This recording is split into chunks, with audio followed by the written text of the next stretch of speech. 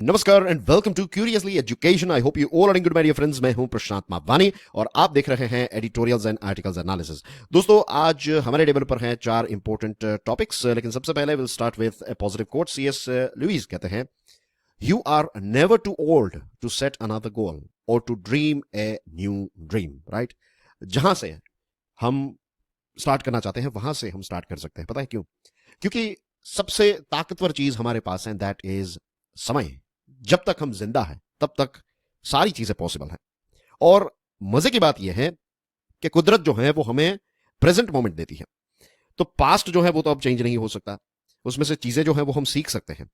Future के बारे में चिंता करने से भी कोई फायदा नहीं होगा। हाँ, हम प्लान कर सकते हैं, गोल सेट कर सकते हैं, लेकिन उसकी शुरुआत जो है, एक्शन की शुरुआत अभी से हो सकती है। सो अगर ये पॉसिबिलिटी हम समझ जाए ना, देन वी विल रियलाइज के we are never too old to set another goal और to dream a new dream. सोचिएगा इसके बारे में। डियर फ्रेंड्स, आज हमारे टेबल पर काफी सारे इंटरेस्टिंग टॉपिक्स हैं। राइट, सबसे पहले will talk about this one, electoral bonds, selective anonymity undermining scheme. Supreme court जो है ये इलेक्टोरल बॉन्ड्स को लेकर काफी ज्यादा चिंतित नजर आ रही है। एंड मुझे आज भी याद है कि जब अरुण जेटली साहब हमारे फाइनेंस मिनिस्टर थे, तो उस समय पर उन्होंने इलेक्टोरल बॉन्ड स्कीम को इंट्रोड्यूस किया, उन्होंने पार्लियामेंट को एड्रेस किया, और उस समय पर ब्लैक मनी और इन सारी चीजों को लेकर काफी सारी डिस्कशन हो रही थी। आपको याद दिलाना चाहूंगा कि 2014 में जब मोदी सरकार बनी, तो उससे पहले ब्लैक मनी को लेकर काफी सारी डिबेट्स डिस्कशंस होती थी। ये बताया जाता था कि पैसे जो ब्लैक मनी है वो हम लेकर आएंगे, और ये सारी जो ब्लैक मनी की डिबेट्स है कि भाई रियल एस्टेट में ब्लैक मनी बहुत ज्यादा है, हमारी इकोनॉमी जितनी है तो उसकी पैरेलल उतनी ब्लैक मनी है, या फिर ब्लैक इकोनॉमी इसको कहते थे। तो ये सारी चीजें अगर हम रोकना चाहते हैं, लेट्स से ब्लैक इकोनॉमी या फिर ब्लैक मनी को आप खत्म करना चाहते हैं, तो उसका रूट कहां पर है पता है? उसका रूट है पॉलिटिकल पार्टीज में। पॉलिटिकल पार्टीज अगर ब्लैक मनी का इस्तेमाल यूज करना बंद कर दे, या फिर कुछ हम ऐसा करें जिससे पॉलिटिकल पार्टीज के पास ब्लैक मनी ना रहे या फिर उनके पास ना आए, तो फिर दूसरे सारे क्षेत्रों में चेंजेस हमें देखने को मिलेंगे। ठीक है, ये एक बहुत ही इंपॉर्टेंट फैक्ट भी है और एक कॉन्सेप्ट भी है और हकीकत भी है ऑफ कोर्स। तो ये सारी डिबेट्स के बीच में ये सरकार ने ये सोचा कि इलेक्टोरल बॉन्ड्स को इंट्रोड्यूस करते हैं कि अगर आपको किसी पॉलिटिकल पार्टी को पैसे देने हैं तो आप इलेक्टोरल बॉन्ड्स के माध्यम से दे सकते हैं। पहले कैश भी दे सकते थे, आज भी दे सकते हैं। पहले ऐसा था कि आप 20,000 रुपए से अगर कम पैसा देते हैं तो आपको बताने की जरूरत नहीं है कि आप ये कैश जो है वो कहां से आपको मिले। राइट, आप बिंदास जाकर 19,999 रुपीज दे देंगे पॉलिटिकल पार्टी को, तो वो कैश ऑन हैंड ले लेंगे। अब पॉलिटिकल पार्टीज हैं, अगर आप 19 करोड़ रुपीज भी देंगे तो भी वो थोड़ा ऐसा दिखाएंगे कि एक आदमी ने आकर हमें इतना पैसा दिए। वो बताएंगे कि बहुत सारे लोगों ने आकर 19,000 रुपीज हमें दिए, मल्टीप्लाइड बाय जो भी वो कर लेंगे, एंड दैट विल फाइनल आंकड़ा दिखा देंगे कि ये सारी चीजें जो है वो हमें इतने सारे लोगों से हमें ये मिला। किसी ने 1,000 दिया, किसी ने 1,500 दिया, तो ऐसे करोड़ों लोगों ने आकर, लाखों लोगों ने आकर हमें ये कॉन्ट्रीब्यूशन दिया है, नॉट करोड़ों, लाखों ऑफ कोर्स। तो ये 20,000 वाली लिमिट जो थी वो इलेक्टोरल बॉन्ड्स इंट्रोड्यूस करके 2,000 कर दी, तो उसमें कोई भी फर्क नहीं पड़ेगा। अब पॉलिटिकल पार्टी पहले 15,000 कहती थी, आज कहेगी कि 1,500 रुपए या फिर 1,900 रुपीज, 1,999 रुपीज देकर कोई गया है, तो ऐसे लाखों लोग आए और उन्होंने हमें इतने पैसे दिए। तो अगेन वो चीज जो है वो तो चल ही रही है। ब्लैक मनी पॉलिटिकल पार्टीज में बहुत ज्यादा यूज होती है। मुझे बताने की कोई जरूरत नहीं है, इलेक्शंस आपने सभी जगह पर देखे हैं और आपको पता है कितने पैसे जो है वो पॉलिटिकल पार्टीज खर्च करती है। जो लिमिट्स हैं, बुक पर जो लिमिट है और रियलिटी में जो खर्च होता है, हर कोई जानता है। इलेक्शन कमिश्नर्स भी इस बात को जानते हैं कि अगर 10 लाख की लिमिट है तो 10 करोड़ रुपए खर्च कर रहे हैं। आजकल ऐसी चीजें जो है वो हो रही है, और डिपेंड्स कि कौन सी सीट के लिए कौन सा वो क्षेत्र है। तो वहां के एमएलए अगर आप बनेंगे तो 10 करोड़ खर्च करेंगे, 5 सालों के अंदर आप वहां से बैठे बैठे 1,000 करोड़ कमा लेंगे। तो इससे बड़ा रिटर्न ऑन इन्वेस्टमेंट जो है वो किसी भी क्षेत्र में नहीं मिलता है। This is also reality. अब फाइनली सुप्रीम कोर्ट जो है वो इस चीज को लेकर कंसर्न है। अब इस पर डिस्कशन चल रही है और सुप्रीम कोर्ट ने कहा कि ये सिलेक्टिव कॉन्फिडेंशियलिटी और सिलेक्टिव एनोनिमिटी जो है, इसको लेकर सुप्रीम कोर्ट चिंतित है। सिलेक्टिव कॉन्फिडेंशियलिटी और एनोनिमिटी का मतलब यह है कि इलेक्टोरल बॉन्ड्स खरीदना है तो आपको एसबीआई में जाना पड़ेगा, एसबीआई से आप पैसे देंगे और फिर वहां से बॉन्ड्स खरीदेंगे, और ये बॉन्ड्स जो है वो आपको एक लिमिटेड समय के अंदर पॉलिटिकल पार्टीज को हैंड ओवर कर देने हैं, और फिर वो लिमिटेड समय के अंदर वो पैसे जो है वो अपने बैंक में डिपॉजिट करवा पाएंगे। अब देखिए दोस्तों, एक छोटा बच्चा जो है वो भी इस चीज को क्लियरली समझ जाएगा कि जो रूलिंग पार्टी है उसको पता चल जाएगा कि कौन एसबीआई में गया। अब आपका आधार, आपका पैन कार्ड, आपका मोबाइल नंबर, ये सारी चीजें बैंक के साथ एफिलिएटेड होती है, राइट, लिंक्ड होती है। अगर आप अपने ही अकाउंट में से या फिर रिश्तेदार किसी के भी अकाउंट में से अगर आप इलेक्टोरल बॉन्ड खरीदना है तो यू हैव टू पे वाया चेक या फिर वाया ट्रांसफर। तो ये पैसे जो हैं, वाइट पैसे, अगर आप इलेक्टोरल बॉन्ड खरीदेंगे तो पता चल जाएगा कि आपने कितना बॉन्ड खरीदा। एसबीआई के माध्यम से इजीली पता चल जाता है। बैंक गवर्नमेंट के पास ये ताकत है कि एसबीआई से उनको पता चल जाएगा। दूसरी चीज, जिस पॉलिटिकल पार्टी को आप पैसे देंगे, वो बॉन्ड देंगे और वो डिपॉजिट करवाएंगे, तो वो भी पता चल जाएगा। तो कौन सा बिल्डर, कौन सा बिजनेसमैन या फिर बिजनेसवुमन किस पार्टी को इलेक्टोरल बॉन्ड्स दे रही है, पैसे दे रही है, सरकार को पता चल जाएगा। फिर सरकार रिवेंज ले सकती है आप पर, और लिया भी जाता है, ये भी रियलिटी है। तो ये सारी चीजें जो है मीन्स मुझे ये नहीं पता कि इतना समय जो है वो सुप्रीम कोर्ट ने इस चीज पर क्यों लगाया। जब इलेक्टोरल बॉन्ड्स लॉन्च किए गए उसके एक हफ्ते के अंदर ही इतने सारे अच्छे अच्छे आर्टिकल्स इलेक्टोरल बॉन्ड्स पर लिखे गए, और बार बार अलग अलग कमिश्नर्स जो रहे हैं, chief election commissioners S Y Qureshi साहब ने भी इलेक्टोरल बॉन्ड्स के बारे में काफी इंटरेस्टिंग व्यू अपना बताया था। ये कहा था कि लोग जो हैं वो पार्टीज को नहीं, लोग जो है वो गवर्नमेंट को पैसे दे, और गवर्नमेंट जो है वो डिस्ट्रीब्यूट कर दे इन पैसों को अलग अलग पॉलिटिकल पार्टीज को। और उसके लिए भी कंडीशंस रखी थी कि ऐसा फिर ना हो कि कोई दो लोग आकर पॉलिटिकल पार्टी बना ले और फिर वो सरकार से पैसे यूज करे, ऐसा नहीं। लेजिट पॉलिटिकल पार्टी जो है उनको ये सारे पैसे, लेट्स से 1 करोड़ रुपए आए तो एक फिक्स फॉर्मूला निकालकर उसको डिवाइड किया जा सकता है, राइट। और ये सारी चीजें जो है वो क्लियरली डिवाइड होगी। इसमें आप ईसीआई को भी ऐड कर सकते हैं, सुप्रीम कोर्ट को ऐड कर सकते हैं। लेकिन ये इलेक्टोरल बॉन्ड जो है, this is a complete failure to be honest, right. I am being very blunt and to the point, और मैं बहुत ही क्लियरली बात कर रहा हूं, इसमें कोई मसाला ऐड करने की जरूरत। This is a failure. आप सोचेंगे हर तरह से ये फेलियर है। 20,000 की लिमिट थी, उसको 2,000 कर दिया, कोई फर्क नहीं पड़ा, मींस कैश की limit. So this are the things that are going on. अब गवर्नमेंट जो है वो ये आर्ग्यू कर रही है कि नहीं नहीं, इसमें तो डोनर की प्राइवेसी रहती है, बट वी ऑल नो कि डोनर की प्राइवेसी नहीं रहेगी। सरकार के पास ये चीज है, कैपेसिटी है कि वो ट्रैक कर लेगी कि कहां से कौन पैसा दे रहा है। दूसरी चीज जो है वो ये है कि इलेक्टोरल बॉन्ड आने के बाद बीजेपी जो रूलिंग पार्टी है उनको सबसे ज्यादा बॉन्ड मिले हैं, दूसरी पार्टीज को नहीं मिल रहे हैं उतने इलेक्टोरल बॉन्ड्स। तो इससे क्या हो रहा है कि ऑपोजिशन कैंप जो है तो उनको फंड नहीं मिल रहा है। तो this is not good for free and fair election, this is not good for our democracy. तो ये भी एक बहुत ही चिंता का विषय है। अब चीफ जस्टिस ऑफ इंडिया ने यह सजेशन दिया है कि इलेक्शन कमीशन ऑफ इंडिया जो है ये इन सारी चीजों पर नजर रखे, बट इलेक्शन कमीशन ने तो ये इलेक्टोरल बॉन्ड्स जो है ना, किनको कितना मिला, ये सारी चीजों का आंकड़ा भी मेंटेन नहीं किया। ये सारा डेटा भी इलेक्शन कमीशन के पास नहीं है। तो उनसे कैसे एक्सपेक्ट कर सकते हैं कि अब वो चीजों पर नजर रखेंगे? और डैमेज तो ऑलरेडी हो चुका है। अभी जो रूलिंग पार्टी को ज्यादा इलेक्टोरल बॉन्ड्स के माध्यम से पैसे मिले हैं और दूसरी पार्टीज को कम मिले हैं, दिस इटसेल्फ इंडिकेट्स कि ये लेवल प्लेइंग फील्ड क्रिएट नहीं कर रहा है इलेक्टोरल बॉन्ड। तो ये स्कीम जो है इसको हटाने की जरूरत है। ये इसके अलावा कोई एक अच्छा सॉल्यूशन जो है वो ढूंढने की जरूरत है। और इसके पीछे मेन रीजन ये है कि एक तो डेमोक्रेसी मजबूत होगी, जितने व्हाइट पैसे या फिर ब्लैक इकोनॉमी खत्म होगी, तो अगर इनमें यूज कर रहा हूं तो, क्योंकि it's not that easy, right. बहुत सारी सिस्टम्स चल रही है ब्लैक मनी कैश इकोनॉमी पर, तो उसको एक झटके से हटाना जो है that is also not healthy. इसका एक सोल्यूशन निकालना पड़ेगा। लेकिन सबसे पहले पॉलिटिकल पार्टीज ब्लैक मनी का इस्तेमाल बंद करेगा। और ये चीज हम कर लेंगे तो फिर बाकी के सेक्टर्स में धीरे धीरे कैश या फिर ये ब्लैक इकोनॉमी जो है, काला धन जो है, इसका इस्तेमाल कम होगा। उसके लिए प्री रिक्विजिट है कि ब्लैक मनी का इस्तेमाल पॉलिटिकल पार्टीज बंद करें, ठीक है। Now we have another interesting article. This one is about China and USA. That Beijing sent Wang Yi to Washington for talks is significant as it points to the US and China deciding to arrest the slide in their relations. Yang Yi साहब जो हैं वो Washington की visit पर गए, 5 सालों के बाद वो ये विजिट पर गए। और इतने बड़े प्लेयर, फॉरेन अफेयर्स जो डिपार्टमेंट है, मिनिस्ट्री है, तो उनके सबसे सीनियर अगर कोई है आज चाइना में तो दैट इज यांगी साहब। तो वो वहां पर गए यूएसए में। तो दिस इटसेल्फ इंडिकेट्स कि अब चाइना भी रिलेशनशिप को इंप्रूव करना चाहता है। और उनकी मुलाकात जो है वो बाइडेन साहब से हुई, अपने काउंटर पार्ट से हुई, दूसरे इंपोर्टेंट ऑफिशियल्स के साथ उनकी मुलाकात हुई यूएसए में। अब धीरे धीरे बायलैटरल प्रोग्रेस नजर आ रहा है। देखिए, इनके रिलेशन जो है वो कभी भी बहुत अच्छे नहीं होंगे जैसे यूके और यूएसए के हैं, जैसे इंडिया और भूटान के हैं। इस प्रकार के रिलेशनशिप एक्सपेक्ट करना जो है that is not good, means that is fictional thing. India और जापान के रिलेशंस जैसे वैसे यूएसए और चाइना के रिलेशंस आने वाले समय में तो नहीं हो सकते, अभी कुछ दशकों के लिए। फ्यूचर में पता नहीं 50 साल के बाद शायद हो जाए, 30 साल के बाद हो जाए, तो दैट्स अ डिफरेंट थिंग। आने वाले 10-15 सालों के अंदर तो कंपटीशन ही रहेगी, या फिर उससे भी ज्यादा, 2 दशक 3 दशक तक।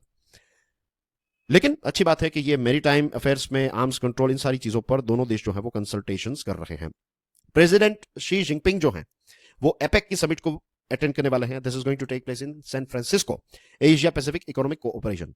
और अगर शी जिनपिंग साहब फाइनली इस मीटिंग को अटेंड कर लेते हैं, अगर बीच में कुछ गलत नहीं होता है, बीच में मींस ये मीटिंग जो है ये नवंबर में ही होने वाली है, एपेक की समिट, तो अगर इसमें कोई दूसरा इश्यू नहीं होता है तो फिर बाइडेन साहब और शी जिनपिंग साहब की मुलाकात होगी। और जब से बाइडेन साहब प्रेसिडेंट बने हैं तब से लेकर आज तक ये मींस सेकंड मीटिंग होगी। अभी दोनों जो है वो एक ही बार मिले हैं। बेइजिंग जो है उसका एक एग्रेसिव स्टैंस फिलीपाइंस पर हमें देखने को मिला है। इस पर मैंने एक स्टडी ग्लोज पर वीडियो भी बनाया था अभी, कि कैसे उन्होंने ट्रैप्स बिछाए थे, वो सारी चीजें। जापान के साथ और ताइवान को लेकर भी काफी बेइजिंग का एग्रेसिव बिहेवियर रहता है। शी जिनपिंग साहब जो हैं वो चाइना को एक ग्लोबल ताकत के तौर पर और अपने आप को भी एक ग्लोबल ताकत के तौर पर प्रेजेंट कर रहे हैं। अभी एक फोरम में उन्होंने कहा global security initiative, global development initiative और ग्लोबल सिविलाइजेशन इनिशिएटिव, ये 3 इनिशिएटिव्स के बारे में उन्होंने बात की और कहा कि पूरी दुनिया को एक साथ लेकर चलने की कोशिश जो है वो चाइना कर रहा है। दूसरे एक जनरल है वहां पे चाइना के, तो उन्होंने क्लियर कट कहा है कि देखिए, ताइवान के सेपरेशन को लेकर किसी भी प्रकार की चीजें जो है वो चाइना एक्सेप्ट नहीं करेगा। चाइना ने क्लियर वार्निंग दी है कि यहां पर ताइवान के साथ किसी भी प्रकार की छेड़खानी आप ना करें, ठीक है। और उन्होंने कहा है कि ताइवान को स्प्लिट करने की अगर कोई कोशिश की जाएगी तो फिर चाइना सबसे स्ट्रॉन्ग स्टैंड, जो अभी तक का सबसे स्ट्रॉन्ग स्टैंड जो है वो चाइना लेगा। तो ये क्लियर इंडिकेशन उन्होंने यूएसए को एक वार्निंग दी है एक प्रकार से। रही बात यूएसए की, तो यूएसए जो है वो रशिया यूक्रेन वॉर में एंगेज है, डायरेक्टली नहीं लेकिन इनडायरेक्टली। हमास इजराइल में भी कोशिश यही है यूएसए की कि ये एस्केलेट ना हो। और चाइना जो है तो उनके कैलकुलेशन ये चल रहे हैं कि उनकी रशिया के साथ जो फ्रेंडशिप है मजबूत होती जा रही है, ईरान के साथ रिलेशंस जो है वो मजबूत होते जा रहे हैं। तो ये सारी चीजें जो है वो चाइना अपनी तरफ से कर रहा है। दोनों देशों के बीच में जो ऑफिशियल्स हैं उनकी मीटिंग्स भी कई बार हुई है तीसरे देश में, राइट। माल्टा में हुई है, इटाली मीन्स यूरोप के कुछ देशों में हुई है, राइट। तो मीटिंग्स होती रहती हैं और यूएसए के बहुत सारे ऑफिशियल्स जो है वो चाइना पहुंच मीन्स जा चुके हैं। चाइना के ऑफिशियल्स जो है वो भी यूएसए जाकर आ गए हैं। और अभी यंग ही साहब गए, तो ये अपने अपने सबसे बड़ी विजिट जो है वो पिछले 5 सालों के अंदर हुई है। अब ली यांग साहब जो है उनकी मीटिंग हुई थी बाइडेन साहब के साथ, G20 हमारे देश इंडिया में। शी जिनपिंग साहब नहीं आए थे। और तब से अगर आप देखेंगे मीन्स दोनों के बीच में जो मीटिंग हुई तो बाइडेन साहब ने कहा कि भाई हमारे लिए चाइना के साथ रिलेशन बिगाड़ने की बारे में हम नहीं सोच रहे हैं, चाइना के साथ हम कैंडिड तरीके से बातचीत करना चाहते हैं, प्रॉब्लम्स को सॉल्व करना चाहते हैं। दूसरी तरफ से चाइना ने कहा कि देखिए हमारे जो डिफरेंसेस हैं उससे ज्यादा अपॉर्चुनिटीज बहुत ज्यादा है, तो we should focus on opportunities. तो दोनों जो है दोनों के टोन में एक आपको कॉन्सिलिएशन जो है वो देखने को मिल रहा है। दोनों अब उतने ज्यादा एग्रेसिव टोन में बात नहीं कर रहे पिछले कुछ समय से, क्योंकि धीरे धीरे चीजें जो है वो अब इंप्रूव होती जा रही है। और बाइडेन साहब और शी जिनपिंग के साहब के बीच में मीटिंग होगी तो वो चाहेंगे कि कोई इसका एक पॉजिटिव रिजल्ट निकल कर आए, क्योंकि चाइना में भी मीन्स चाइना भी ये चाहता है, क्योंकि जो लास्ट पॉइंट रहेगा हमारा, लास्ट ये जो पर्टिकुलर टॉपिक है तो इसकी एक स्लाइड में we are going to talk about that as well, कि चाइना में भी थोड़े बहुत लोग जो है वो शी जिनपिंग को लेकर थोड़े नाराज हुए हैं। अब चाइना जो है वो अपने आप को वर्ल्ड पावर बनाना चाहता है, इकोनॉमिकली टेक्नोलॉजिकली, राइट। वो यूएसए की जगह जो है वो खाली करके वहां पर खुद बैठना चाहता है। यूएसए ऐसी चीज जो है वो डेफिनेटली नहीं होने देना चाहता है। यूएसए जो है वो टॉप पोजीशन पर डोमिनेंट ही रहना चाहता है। चाइना का एग्रेसिव बिहेवियर भारत को लेकर भी देखने को मिला है। एलएसी पर इंडो पैसिफिक में भी काफी ज्यादा एग्रेसिव बिहेवियर रहता है उसका। और यूएसए ने ये स्टैंड लिया है, जो ताइवान के बारे में चाइना ने कहा तो यूएसए का स्टैंड ये रहा है कि हमारे जो मित्र देश हैं, हमारे जो इंटरेस्ट्स हैं, हमारी जो वैल्यूज हैं, इन पर किसी भी प्रकार का कॉम्प्रोमाइज जो है वो यूएसए नहीं करेगा। तो as you can see here के दोनों जो है वो कुछ चीजों को लेकर बहुत टफ स्टैंड दिखा रहे हैं और कुछ चीजों को लेकर दोनों जो है वो थोड़ा सॉफ्ट बिहेवियर डेमोन्स्ट्रेट कर रहे हैं। जो मैंने आपको बताया कि चाइना में डोमेस्टिक मीन्स जो कुछ इश्यूज चल रहे हैं, अब क्या है कि शी जिनपिंग साहब जो हैं उन पर वहां के लोग ये कह रहे हैं कि आपने, वहां चाइना के लोग ये एक अभी बातचीत होने लगी है, वहां पर लोगों का थोड़ा गुस्सा है, लोग ब्लेम कर रहे हैं शी जिनपिंग साहब को कि आपने यूएसए के साथ रिलेशंस बिगाड़े और इस खराब रिलेशंस की वजह से हमारा बिजनेस जो है धंधा खराब हो गया। और तो बड़े बड़े बिजनेसेस भी मुसीबत में आ गए और इसकी वजह से फिर जो दूसरी इंडस्ट्रीज, छोटे सप्लायर्स, मीडियम साइज सप्लायर्स जो बड़ी इंडस्ट्रीज को या फिर बड़ी कंपनीज को चीजें पहुंचाते हैं, तो पूरी चेन पर एक इंपैक्ट इसकी देखने को मिलती है, देश की इकोनॉमी पर भी देखने को मिलती है। तो इस चीज को लेकर वहां के लोग थोड़े नाराज हो गए। तो चाइना जो है या फिर शी जिनपिंग साहब जो है वो चाहेंगे कि जब वो बाइडेन साहब को मिले तो रिलेशंस इंप्रूव हो जाए, ताकि एक तो यूएसए के साथ भी थोड़े बहुत रिलेशंस इंप्रूव हो जाए या फिर कन्फ्रंटेशन जो है वो कम हो जाए मुझसे। चलो रिलेशन इंप्रूव ना हो तो ठीक है, दूसरी चीज है कि एटलीस्ट प्रॉब्लम्स जो है वो कम हो जाए। तो ये भी एक बहुत बड़ी बात होगी, ताकि जो डोमेस्टिक लेवल पर जो लोग हैं तो वो थोड़े शांत हो जाएंगे। वो उनको महसूस होगा कि नहीं देखिए शी जिनपिंग साहब जो है वो यूएसए के साथ रिलेशंस मेंटेन करने या फिर इंप्रूव करने की पूरी कोशिश कर रहे हैं। So this is also something that China really wants in this upcoming summit. तो देखते हैं आगे फिर क्या होता है, ठीक है। Now let's talk about very देखिए, अब एक जाने से पहले एक और चीज कि ये चाइना यूएसए वाला जो टॉपिक हमने डिस्कस किया ना, तो ये हमें इसलिए इंपॉर्टेंट है ये हमारे लिए, या फिर हमें समझना चाहिए कि लेटेस्ट अपडेट क्या है। एक तो देखिए जियोपॉलिटिक्स के पॉइंट ऑफ व्यू से यहाँ पर ये दोनों सबसे ताकतवर देशों के बीच में क्या हो रहा है, ये हर एक देश की कॉम्पिटिटिव एग्जामिनेशन के लिए इंपॉर्टेंट है, सिविल सर्विसेज के लिए। दूसरी चीज हमारे देश की बात करें तो चाइना हमारा पड़ोसी देश है, उसके रिलेशंस यूएसए के साथ कैसे हैं, उसकी इंपैक्ट हमारे पर क्या आएगी ये भी देखना। और यूएसए हमारा एक अच्छा एलाई है, तो यूएसए चाइना के साथ किस प्रकार से बिहेव कर रहा है, क्या चल रहा है, तो ये भी हमारे लिए इंपॉर्टेंट है यूएसए। सो ऑफ कोर्स ये जियोपॉलिटिक्स का ही टॉपिक है, राइट। फॉरेन अफेयर्स या फिर फॉरेन इंटरेस्ट जो है भारत का, उसके पॉइंट ऑफ व्यू से बहुत ही इंपॉर्टेंट है। दूसरा एक जो टॉपिक है, this one is Pakistan in the election mode. ये भी इंपॉर्टेंट है, पाकिस्तान में क्या चल रहा है ये हमारे लिए बहुत ही इंपॉर्टेंट रहता है, राइट, क्योंकि डायरेक्ट नेबरहुड है अगेन जियोपॉलिटिक्स में भी, तो सारी चीजें जो वहां पर अप्लाई हुई तो उसी पॉइंट ऑफ व्यू से ये टॉपिक भी काफी इंपॉर्टेंट रहता है।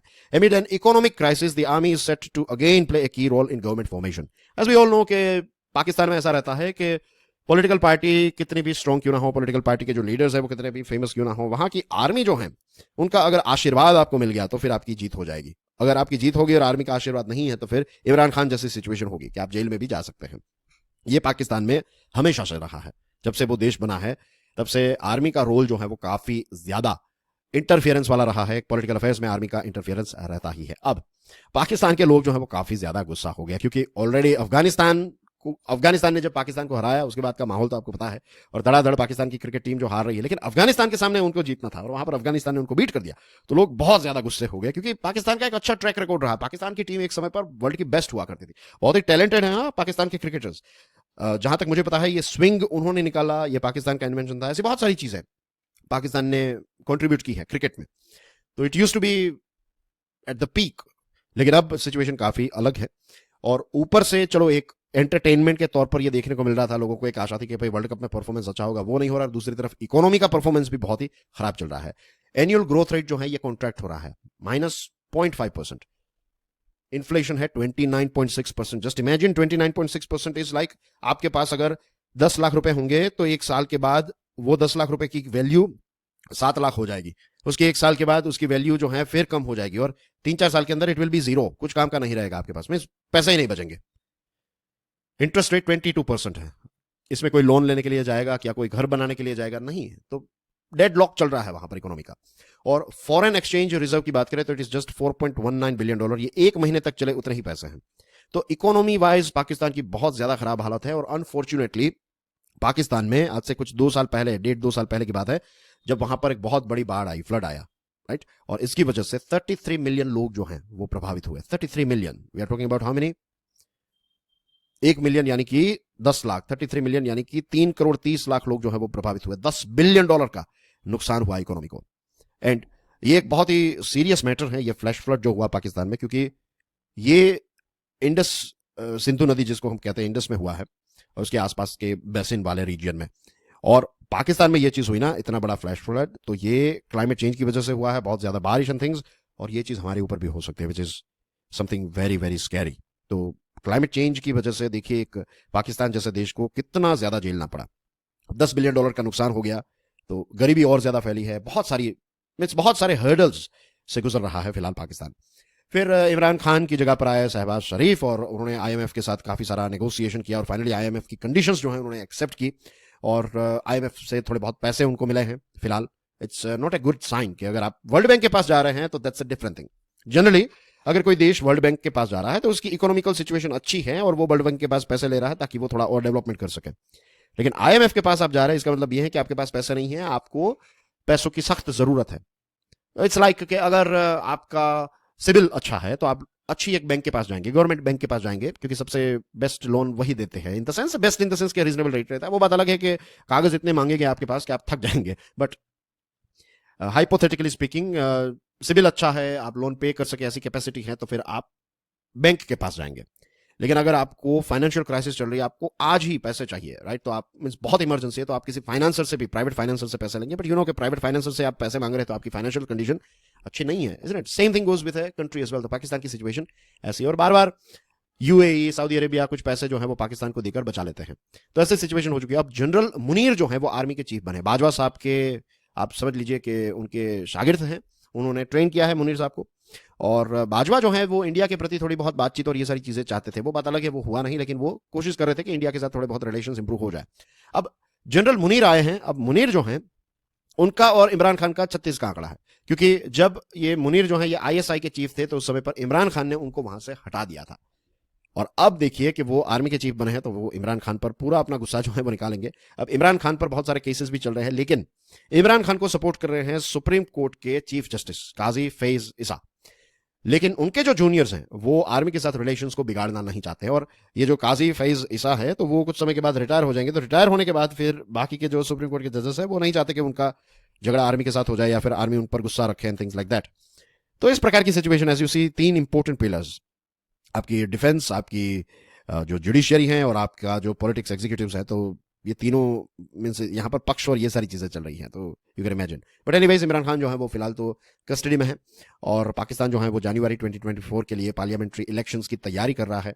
अब आर्मी का सपोर्ट, जैसे मैंने स्टार्टिंग में बताया, इट विल प्ले ए की रोल, और आर्मी के अंदर भी इंटरनल डिफरेंसेस चल रहे हैं जनरल मुनीर को लेकर, राइट। जनरल बाजवा जो हैं तो उनके डिफरेंसेस थे इमरान खान के साथ, और इमरान खान के साथ इनके भी इश्यूज चल रहे हैं, लेकिन इमरान खान जो है वो एक बहुत ही पॉपुलर लीडर है, वो भले ही कस्टडी में हो, जेल में हो, लेकिन बहुत पॉपुलर है। उनके जीतने के चांसेस भी काफी ज्यादा नजर आते हैं। अब जो नवाज शरीफ है वो वापस आ चुके हैं लंदन से, तो कोalition की सरकार बन सकती है। We never know, means election होंगे तभी पता चलेगा कि क्या होगा। लेकिन ये तो बात पक्की है कि इमरान खान फेमस हैं और जनरल मुनीर जो है वो नहीं चाहते कि इमरान खान प्राइम मिनिस्टर बने। तो अब लोगों के बीच में और आर्मी के बीच में भी थोड़ा बहुत ये तनाव जो है वो देखने को मिलेगा। दूसरी चीज, जनरल मुनीर जो है वो इंडिया को लेकर काफी स्ट्रॉन्ग स्टेटमेंट्स इश्यू करते आए हैं, और एलएसी पर भी हमें फायरिंग और इन्फिल्ट्रेशन के केसेस जो है वो काफी ज्यादा देखने को मिले हैं। तो ये सारी चीजें जो है वो उनकी टेन्योर में हमें देखने को मिल सकती हैं। हमारे देश में भी इलेक्शंस होने वाले हैं, लेकिन ऑफकोर्स हमारे देश की बात अलग है। पाकिस्तान में तो फ्यूचर जो है वो आर्मी तय करेगी कि आर्मी क्या चाहती है। तो अब देखते हैं आगे क्या होता है। लेकिन अभी तक की बड़ी बड़ी मेन चीजें जो है वो मैंने आपको बता दी है कि पाकिस्तान में किस प्रकार की सिचुएशन है। Now we have a very interesting article, testing the south patience, right. जो दक्षिण के हमारे देश हैं उनका जो सबर कहते हैं या फिर धैर्य है, तो उसकी एक बहुत ही कठिन परीक्षा होगी। नेक्स्ट फाइनेंस कमीशन जो है इसको अपॉइंट करने की शुरुआत जो है वो सरकार करने वाली है। और जनरली फाइनेंस कमीशन जो है तो वो सेंट्रल गवर्नमेंट जो पैसे कलेक्ट करता है, तो जो राज्य है तो उनको कितने पैसे दिए जाएंगे, टैक्स का डिवीजन जो है, टैक्स पूल का डिवीजन, तो जनरली 1 रुपया जो कलेक्ट किया जाता है तो सेंट्रल गवर्नमेंट 41 पैसे जो है वो राज्य सरकारों को दे देती है, बाकी के पैसे अपने पास रखती है। फॉर एग्जाम्पल लेट्स से 1 रुपया कलेक्ट हुआ, राइट। तो उस 1 रुपए में से 41 रुपीज राज्यों के बीच में डिस्ट्रीब्यूट किए जाएंगे। 1 रुपया जो है वो जम्मू एंड कश्मीर और लद्दाख के लिए है, और बाकी के जो बचते हैं पैसे कितने, 58 रुपीज, वो सेंट्रल गवर्नमेंट अपने पास रखती है। अब स्टेट्स की डिमांड रहती है कि भाई हमें और पैसे चाहिए, we need more money. Central government कहती है कि हमें सिक्योरिटी, डिफेंस, फॉरेन अफेयर्स, ये सारी चीजें भी संभालनी है, तो इसके लिए हमारे पास थोड़े ज्यादा पैसे होने चाहिए। अगर स्टेट्स के पास लेट्स से पैसे रहते हैं, ज्यादा पैसे, तो फिर वो ग्रास रूट लेवल पर ज्यादा इन्वेस्टमेंट कर पाएंगे। लेकिन सेंट्रल गवर्नमेंट जो है वो उनको भी पैसे चाहिए, तो ये एक टग ऑफ वॉर वाली सिचुएशन तो आपको हमेशा देखने को मिलती रहेगी। अब जो एक इश्यू क्रिएट हो रहा है, और ये इस चीज को कई बार आपने भी डिस्कस किया होगा, आपने भी सुना होगा कि जो पैसे वाले स्टेट है जैसे कि तमिलनाडु, महाराष्ट्र, तो वो टैक्स में जब 1 रुपया पे करते हैं तो बदले में उनको पूरा 1 रुपया या फिर 1 रुपया से ज्यादा नहीं मिलता। उनको आप 1 रुपया देंगे और आपको लेट्स से 60 पैसा मिलेगा, समझ रहे हैं आप। तो ये क्या होगा, आप कहेंगे ये तो हमारे लिए अच्छी डील नहीं है, हम 1 लाख करोड़ रुपए टैक्स में आपको दे रहे हैं और बदले में आपसे हमें कितना मिल रहा है, 60,000 rupees only, 60,000 crore rupees only. तो वो 40,000 करोड़ रुपए हमने दिए, तो वो वापस हमें दे दो, हमें मिलने चाहिए। वो हम इतनी मेहनत करें, इतना प्रॉफिट जनरेट करके आपको पैसा दे रहे हैं, you are not giving us enough. और बिहार और झारखंड जैसे राज्य जो है तो उनका कंट्रीब्यूशन जो है वो कम रहता है, लेकिन उनको पूरा 1 रुपया मिलता है, कि वो 40 पैसे दे रहे हैं और उनको रुपया मिल रहा है। तो इस चीज को लेकर एक कंटेंशन क्रिएट हो रहा है, इसको कहते हैं क्रॉस सब्सिडाइजेशन। लेकिन हमारे जैसे बड़े देश में, इतने डाइवर्स देश में, क्रॉस सब्सिडाइजेशन जो है it is very natural thing. और कोई भी मुझे नहीं लगता ऐसा राज्य होगा, यूएसए में भी इतने सारे राज्य हैं 50, तो 50 राज्यों में भी कुछ ऐसे राज्य हैं जिनका कंट्रीब्यूशन बहुत ज्यादा रहता है। न्यूयॉर्क जैसे राज्य जो है तो उनका कंट्रीब्यूशन तो बहुत है, लेकिन बदले में उनको थोड़े कम पैसे मिलते हैं। तो ये चीज हर जगह पर देखने को मिलेगी। लेकिन problem is not just cross subsidisation, problem यह है कि अब जो साउथ के जो राज्य हैं उनका धैर्य धीरे धीरे खत्म होता जा रहा है। अब साउथ के स्टेट्स जो हैं ये इंफ्रास्ट्रक्चर, इन्वेस्टमेंट, ये सारी चीजों में काफी आगे रहे हैं। उनके जो सोशल इंडिकेटर्स हैं, रूल ऑफ लॉ, ये सारी सिचुएशन अच्छी रही है, और इसकी वजह से नॉर्थ और साउथ के बीच में जो इकोनॉमिक डिवाइड है ये और ज्यादा बढ़ता जा रहा है। साउथ जनरली प्रॉस्पर होते जा रहे हैं और नॉर्थ जो है उनकी सिचुएशन उतनी ज्यादा अच्छी नजर नहीं आ रही है। प्रश्न यह है कि सदर्न स्टेट्स जो है वो कितना बर्दाश्त करेंगे, how much they will be able to tolerate this cross subsidisation. अब दूसरा जो एक इश्यू नजर आ रहा है दैट इज 2026 में डीलिमिटेशन की एक्सरसाइज होगी। व्हाट इज डीलिमिटेशन, के पॉपुलेशन के हिसाब से कॉन्स्टिट्यूएंसीज जो है वो कम या फिर ज्यादा होगी, तो उस हिसाब से पार्लियामेंट की सीट्स जो है वो कम और ज्यादा होगी। लेट्स से उत्तर प्रदेश की सबसे ज्यादा सीट है हमारी पार्लियामेंट में, लोकसभा में। द रीजन इज पॉपुलेशन उतनी ज्यादा, हमारे देश का सबसे बड़ा राज्य in terms of population is Uttar Pradesh. अब केरला और दूसरे जो राज्य हैं तो वहां पर पॉपुलेशन ड्रॉप हुई है। तो अगर डीलिमिटेशन एक्सरसाइज में ये बैलेंस नहीं ढूंढा गया, अगर सदर्न स्टेट्स की सीट्स कम हुई, तो एक और कॉम्प्लेक्स पॉलिटिकल चैलेंज क्रिएट होगा। और इसको सॉल्व करने के लिए यू नीड एनलाइटेंड लीडरशिप, के साउथ और नॉर्थ के और खास करके राज्यों के और सेंट्रल गवर्नमेंट के जो ऑफिशियल्स और जो पॉलिटिशियंस है वो मिलकर कोई एक अच्छा सॉल्यूशन इसका निकाले। वरना फिर अगर कोई आप तरक्की कर रहे हैं और फिर आपको ही प्रॉब्लम्स क्रिएट हो रहे हैं, आप पॉपुलेशन कंट्रोल कर रहे हैं, एजुकेशन स्प्रेड कर रहे हैं, आप ज्यादा पैसे भी कमा रहे हैं, और इसके बावजूद भी अगर आपको फैसिलिटीज नहीं मिल रही है, तो नेचुरली यू विल फील कि भाई कंट्रीब्यूशन करने में कोई फायदा नहीं है। तो फाइनेंस कमीशन जो है ट्रेडिशनली फिस्कल इश्यूज पर एडवाइस देता है, लेकिन नेक्स्ट फाइनेंस कमीशन जो है इनको 2 चीजों पर फोकस करना पड़ेगा। नंबर 1 इज ऑफ कोर्स कि एक फ्रीबीज देने का ये जो चक्कर है वो बंद हो जाए। It's not going to be easy again like black money. हर एक पार्टी, देखिए प्राइम मिनिस्टर साहब ने भी कहा था, रेवड़ी कल्चर के बारे में उन्होंने बात की थी, लेकिन बीजेपी भी बहुत सारी जगहों पर रेवड़ियां बांट रही है। And it's not just BJP, हर एक पार्टी जो है वो ये फ्री बीज देने की बातें करती है। अब हमारे देश में जो गरीब इतनी बड़ी पॉपुलेशन है तो उनको पेमेंट देना भी इंपॉर्टेंट है, हम उनको ऐसा नहीं छोड़ सकते, राइट। गरीब लोगों के वेलबींग के लिए उनको सपोर्ट देना इंपॉर्टेंट है, लेकिन फ्रीबीज के वादे जो है that is not helpful. It is creating opportunity cost, यानी कि जो पैसे हम रोड में, एजुकेशन में, हेल्थ में और इन सारी चीजों में यूज कर सकते हैं और कर सकते थे और ज्यादा पैसे यूज कर सकते थे, ये पैसे हम मुफ्त की चीजों बांटने में करने लगे तो डेवलपमेंट पर उसकी इंपैक्ट आएगी. So we have to think from this point of view कि आप एक बार किसी को खाना देते हैं तो उससे उसका एक बार में पेट भर जाएगा, जो एक बहुत ही फेमस कोट है ना माओ का, कि आप किसी को एक बार मछली खिलाएंगे तो उसका एक बार पेट भरेगा, लेकिन अगर आप उसको मछली पकड़ना सिखा दें तो फिर आपने उसको एक स्किल दे दी, वो हमेशा अपना पेट जो है वो भर लेगा. ऐसी सिचुएशन है कि गरीब लोगों को थोड़ा सपोर्ट चाहिए, वो तो देना पड़ेगा, लेकिन इसी के साथ ऐसी चीजें हम क्रिएट करें कि वो गरीब ना रहे. We have to work for that. और फ्रीबी और ये सारी चीजों से क्या होता है पता है, डीपर डाउन लोग जो हैं, अगर आप फ्री में सारी चीजें आपको मिलने लगेगी तो फिर this is a very natural behaviour of every one of us, right. तो आपको उसकी कदर भी नहीं रहेगी और आप उतनी मेहनत भी नहीं करेंगे. और गरीबी जो है ना, मैं कल ही आपको समझा रहा था ना, गरीबी और एक कड़काई और गरीबी में क्या डिफरेंस है. I was talking about that. देखिए, कोई देश जो होता है बहुत सारे सर्कमस्टेंसेस की वजह से वो गरीब बन गया है तो दैट्स अ डिफरेंट थिंग, या फिर वो पुअर कंट्री है दैट्स अ डिफरेंट. लेकिन सबसे पहले अगर हमें वेल्थी नेशन बनना है, डेवलप्ड नेशन बनना है, तो वो मेंटल एटीट्यूड जो है, that is the something that we need. वो एक चीज हमारे अंदर होनी चाहिए कि ये गरीबी को हम हटा सकते हैं, और सिर्फ बातों से नहीं, राइट. रियली डिफरेंसेस देखना जब लोग स्टार्ट करेंगे तो फिर बदलाव आएगा, क्योंकि end of the day market भी सेंटिमेंट्स पर चलती है. तो इंडिविजुअल्स को ये एम्पावर करना पड़ेगा हमें, तब जाकर गरीबी जाएगी. सिर्फ पैसे दे देने से गरीबी नहीं चली जाएगी. कोई ऐसा कहता है, कई बार ऐसी भी चाइल्डिश बातें होती है कि भाई अंबानी और टाटा और अदानी और दूसरे ऐसे बड़े बड़े जो लोग हैं, इनके पास पैसे, वो पैसे सरकार ले ले और डिस्ट्रीब्यूट कर दे. ऐसा नहीं होगा. आपको कोई एक साथ 10 लाख रुपए दे दे तो ऐसा नहीं है कि आप उस 10 लाख के 10 करोड़ बना लेंगे. नहीं, ऐसे कोई ऐसी थियरी नहीं है और कोई ऐसी पॉसिबिलिटी नहीं है.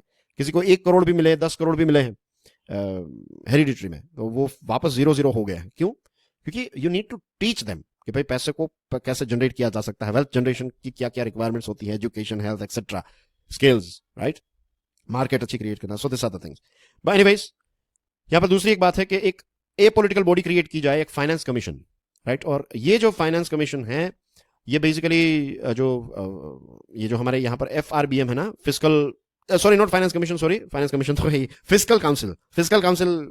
ये फाइनेंस कमीशन जो है उसको फिजिकल काउंसिल क्रिएट करने की यहाँ पर एक बात बताई जा रही है कि फिजिकल काउंसिल जो है वो फिजिकल प्रोजेक्शंस कितना होगा, फिजिकल डेफिसिट कितना होगा, सरप्लस क्या होगा, नहीं होगा, इसके लिए क्या क्या स्टेप्स उठाए जा सकते हैं, लिमिटेशंस क्या, ये सारी चीजें जो हैं वो एक फिजिकल काउंसिल करे, सरकार ना करे. ये एक अलग से काउंसिल जो है वो बनाया जाना चाहिए. लेकिन देखिए, हमारे यहाँ पर FRBM एक्ट भी है, तो इसके बावजूद भी अगर इसका प्रॉपर इंप्लीमेंटेशन नहीं हो रहा है तो फिर ये काउंसिल बन जाएगी, तो सरकार सारा ब्लेम फिर काउंसिल पर डालने लगेगी. तो ये भी एक पॉसिबिलिटीज है. बट एनीवेज, फिजिकल डेफिसिट की जो लिमिट है, इस चीज को लेकर भी थोड़ा बहुत हमें रोबस्ट बनने की जरूरत है. सेंटर और स्टेट के बीच में जो रिलेशंस हैं वो इससे भी काफी ज्यादा इंप्रूव होंगे. So yes, that's basically everything as far as this particular topic is concern. इसमें कहा, it is better as Keynes said to be रफली right than to be precisely wrong. थोड़ा भी अच्छा कर रहे हैं तो कोशिश करनी चाहिए, कुछ ना करे उससे. तो ये कुछ दो ऐसी बड़ी चीजें जो है वो इस सलाह दी है इस पर्टिकुलर आर्टिकल में कि वो फाइनेंस कमीशन को करनी चाहिए. And that's basically everything from my side. Dear friends, I am travelling today, right. अब मैं ये लेक्चर खत्म करने के बाद एक और वीडियो बनाने वाला हूं, and then I will be travelling. तो कल तो संडे है, तो संडे को तो लेक्चर नहीं आएगा. अब मंडे की अपडेट जो है वो मैं आपको टेलीग्राम चैनल पर दे दूंगा, राइट. हो सकता है कि शायद 2-3 दिनों का एक गैप आए, तो आप अपने आप को थोड़ा प्रिपेयर रखिएगा. मैं पूरी कोशिश करूंगा कि वक्त निकालकर मैं ये वीडियो बनाऊं, but let me tell you, ये पूरा बनाने में इट टेक्स कम से कम 3 घंटे, कम से कम 3 घंटे. तो यू कैन इमेजिन कि वो मीन्स ऑन द वे करना थोड़ा डिफिकल्ट रहता है. और फिर ऐसा भी नहीं है कि एक बार मैं कहीं पर पहुंच गया तो उसके बाद बाकी के 3 दिनों के 2 दिनों के बना लो, तो वो भी पूरा दिन चला जाएगा उसमें. तो ये एक थोड़ी चीज आपको थोड़ी एडजस्ट करनी पड़ सकती है. I am preparing you in advance. मैंने पहले भी ये बताया था, लेकिन आज भी बता रहा हूं. तो अगर 2 दिनों का गैप आ सकता है तो इसके चाहे 2 या 3 दिन, सो इट डिपेंड्स. अब मैं I need to travel. I need to go out for a few days. So that's the thing. And enjoy your studies. God bless you all. Enjoy your weekend. I'll see you soon. Jai Hind.